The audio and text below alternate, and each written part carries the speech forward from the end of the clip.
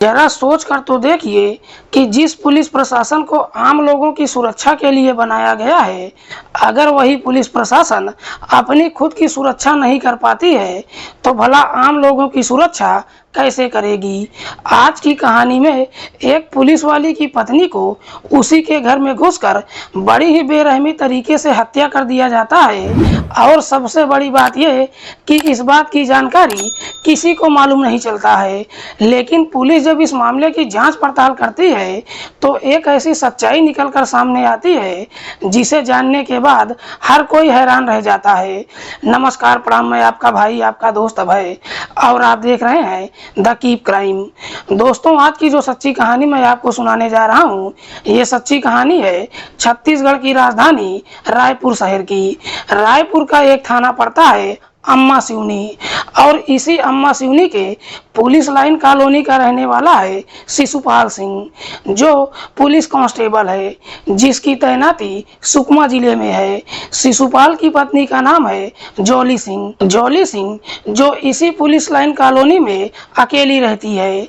बात कर रहा हूँ मैं 5 मार्च 2024 की रात के लगभग 9 बजे के आसपास की। दरअसल जॉली के घर पर बाहर से दरवाजे पर ताला लगा हुआ था। पड़ोसी तारा सिंह जब दरवाजे पर लगे ताले को देखता है, तारा सिंह सोचने पर मजबूर हो जाता है कि आखिरकार जॉली इतनी रात को बिना कुछ बताए कहाँ चली गई। तारा सिंह अभी इसी उधेड़बुन में ही लगा हुआ था कि तभी उसके नंबर पर भावना का फोन आता है। दरअसल ये भावना कोई और नहीं बल्कि जॉली की ननद है। भावना तारा से कहती है कि मैं काफ़ी देर से जॉली के नंबर पर फ़ोन कर रही हूँ, लेकिन जॉली फ़ोन नहीं उठा रही है। आप जाकर देखिए वो क्या कर रही है। इस पर तारा सिंह भावना को जवाब देते हुए कहता है कि मैं खुद पिछले आधे घंटे से परेशान हूँ। तारा सिंह जैसे ही इस तरह की बातें कहता है, भावना उसे समझाते हुए कहती है कि इससे पहले ऐसा कभी नहीं हुआ, न जाने क्यों मुझे काफ़ी अजीब सा लग रहा है। आप दरवाजे पर लगे ताले को तोड़कर अंदर जाकर देखिए, कहीं जाली के साथ कुछ गलत तो नहीं हुआ है। भावना जब इस तरह की बातें कहती है, उसके बाद तारा अपने पड़ोस के 2 लोगों को बुला कर लाता है और दरवाजे पर लगे ताले को तोड़कर घर के अंदर प्रवेश करता है। लेकिन जैसे ही कमरे के अंदर जाता है, कमरे के अंदर का नज़ारा देखकर हर कोई एकदम से चौंक जाता है। दरअसल कमरे के अंदर जॉली का डेड बॉडी पड़ा हुआ था। उसके शरीर से काफ़ी मात्रा में खून भी लगा हुआ था। तारा सिंह जैसे ही इस तरह का नज़ारा देखता है, तुरंत ही इस बात की जानकारी पुलिस को दे देता है। इधर पुलिस को जैसे ही सूचना मिलती है, पुलिस फौरन ही अपनी टीम के साथ घटनास्थल पर पहुंचती है और सबसे पहले जॉली की डेड बॉडी को चेक करती है। तो मालूम चलता है कि उसके शरीर पर किसी तेज धारदार हथियार से कई बार वार किया गया है।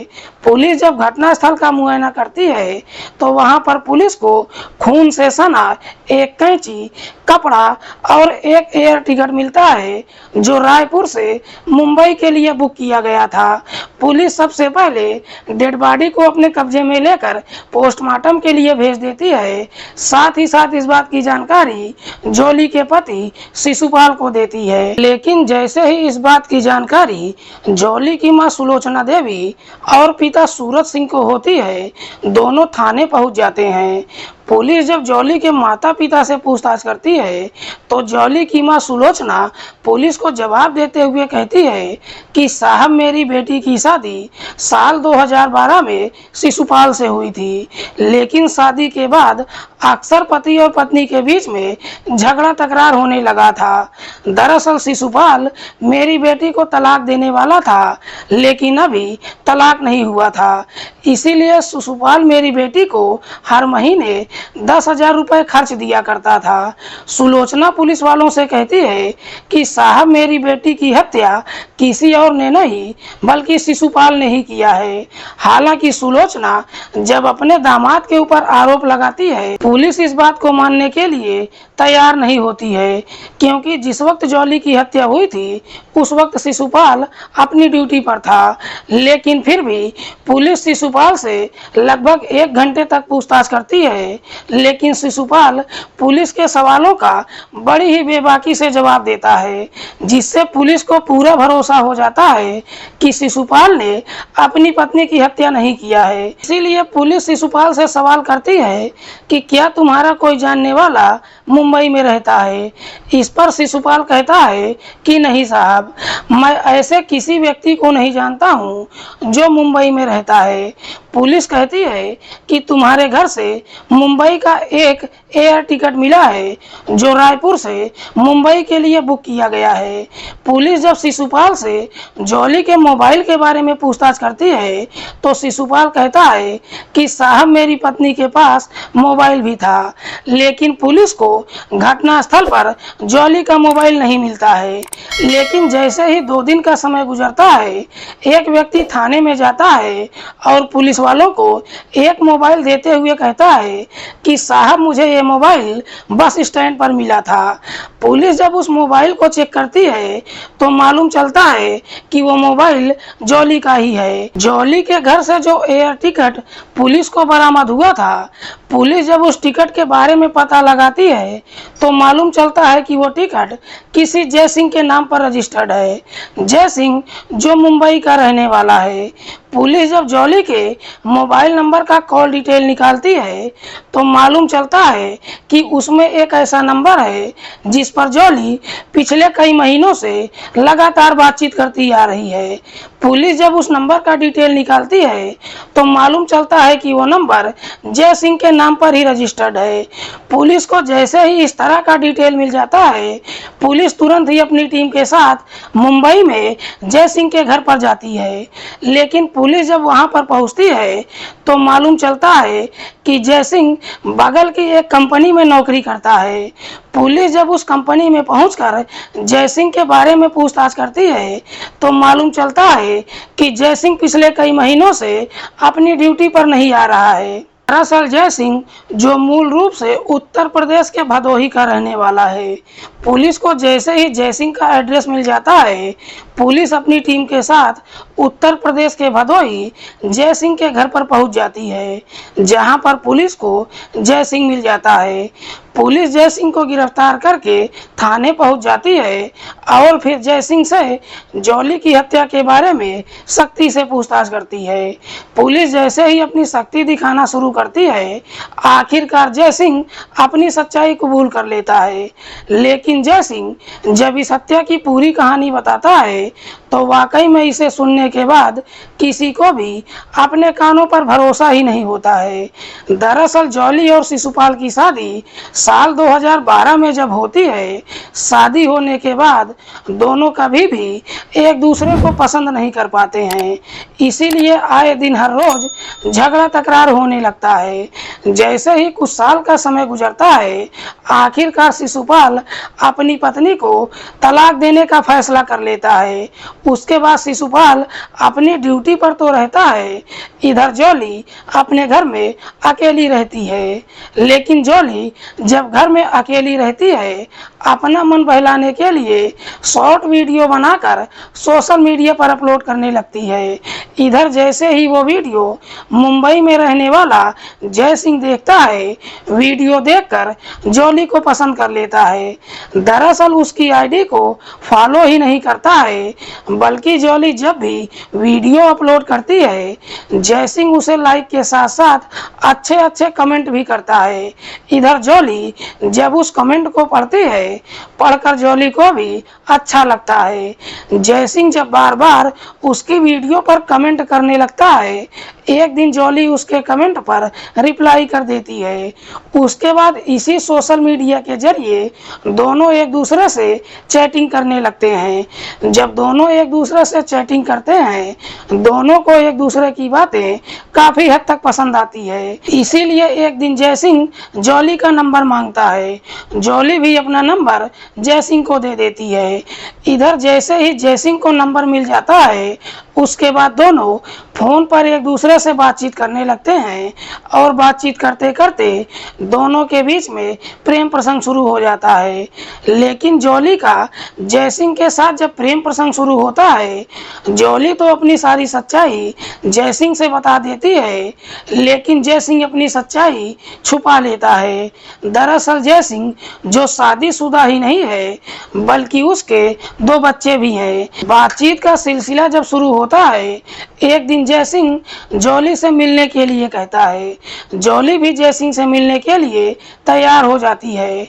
उसके बाद जयसिंह मुंबई से फ्लाइट पकड़कर रायपुर पहुंचता है और एयरपोर्ट से जब जॉली के नंबर पर फोन करता है, तब कहीं जॉली जयसिंह से बताती है कि मेरा पति पुलिस वाला है। पुलिस वाला होने की बात जब कहती है, ये सुनकर जयसिंह एकदम से डर जाता है, लेकिन जॉली उसे समझाते हुए कहती है कि तुम्हें घबराने की कोई ज़रूरत नहीं है।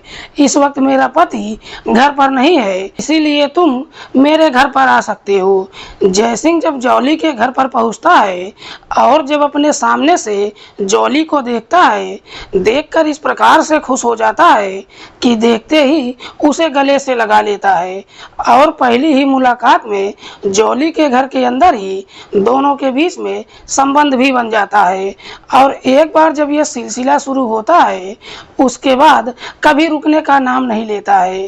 दरअसल दोनों फोन पर एक दूसरे से बातचीत तो करते ही हैं, लेकिन हर महीने में 1 या 2 बार जयसिंह जॉली से मिलने के लिए उसके घर पर आता है। लेकिन जैसे ही 3 साल का समय गुजरता है, एक दिन जयसिंह जब जॉली से मिलने के लिए उसके घर पर जाता है, जॉली उस पर शादी करने का दबाव डालने लगती है। तब कहीं जाकर जयसिंह अपनी सारी सच्चाई जॉली से बताता है। दरअसल जयसिंह जॉली से कहता है कि मैं ना सिर्फ शादीशुदा हूँ, बल्कि मेरे 2 बच्चे भी हैं, इसीलिए मैं तुमसे शादी नहीं कर सकता हूँ। जिसे सुनकर जॉली को काफ़ी बुरा लगता है। 5 मार्च 2024 को भी जयसिंह जॉली से मिलने के लिए शाम के समय जब उसके घर पर पहुँचता है, जॉली फिर से शादी करने का दबाव डालने लगती है। इसी बात को लेकर दोनों के बीच में जब झगड़े तकरार शुरू होता है, जॉली भी एकदम से गुस्से में आ जाती है। इधर जयसिंह इस प्रकार से गुस्से में आ जाता है कि गुस्से में ही जॉली को हमेशा के लिए इस दुनिया से हटाने का तय कर देता है और फिर जॉली के घर के अंदर ही उसकी बुरी तरीके से पिटाई करने लगता है। जॉली जैसे ही जमीन पर गिर जाती है, जयसिंह उसके घर के अंदर से कैंची उठा कर लाता है और उसी कैंची से जॉली के ऊपर एक पर एक कई सारे वार कर देता है, जिसकी वजह से जॉली की घटना स्थल पर ही मौत हो जाती है। हालांकि जॉली की जब मौत हो जाती है, उसके बाद जयसिंह वहीं पर बैठकर काफी देर तक रोता रहता है। लेकिन जैसे ही थोड़ी देर का समय गुजरता है, जयसिंह उसके घर से निकलता है और दरवाजे पर ताला लगाकर मौके से फरार हो जाता है। लेकिन जल्दबाजी में उसका एयर टिकट वहीं पर गिर जाता है। हालांकि जयसिंह जब जॉली के घर से बाहर निकलता है, उसका मोबाइल भी ले लेता है, लेकिन मोबाइल लेकर जब बस स्टैंड पर पहुंचता है, शायद वहीं पर जॉली का मोबाइल गिर जाता है। वाकई में जयसिंह जब ये पूरी कहानी पुलिस को बताता है, खासकर इसकी असलियत जब जॉली के माता पिता को मालूम चलता है, तो उनको भी अपने कानों पर भरोसा नहीं होता है कि जॉली का जयसिंह के साथ प्रेम प्रसंग चल रहा था। फिलहाल पुलिस ने जयसिंह को अपनी हिरासत में लेकर उस पर गंभीर धाराओं में मुकदमा दर्ज करके जेल भेज दिया है। दोस्तों, इस पूरी घटना के बारे में आप क्या सोचते हैं? आप अपनी राय कमेंट बॉक्स में हमको जरूर दीजिएगा। मिलते हैं किसी और सच्ची कहानी के साथ, तब तक के लिए नमस्कार, जय हिंद।